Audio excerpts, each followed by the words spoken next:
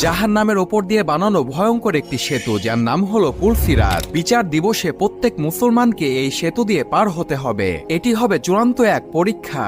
এই সেতুটি জাহান্নামের ওপর দিয়ে বানানো হয়েছে, আর এই সেতুর শেষ প্রান্তে থাকবে জান্নাত। যে ব্যক্তি এই সেতু পার হয়ে যাবে সে ব্যক্তি জান্নাতে চলে যাবে, আর যে ব্যক্তি পুলসিরাত পার হতে গিয়ে নিচে পড়ে যাবে সে ব্যক্তি জাহান্নামে চলে যাবে।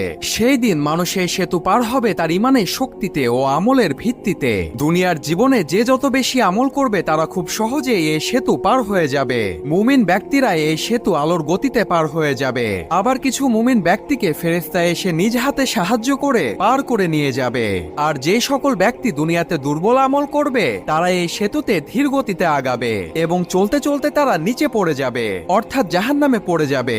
একবার চিন্তা করে দেখুন, আপনি এমন একটি ব্রিজ পার হচ্ছেন যার নিচে জাহান্নামের আগুন দাউ দাউ করে জ্বলছে।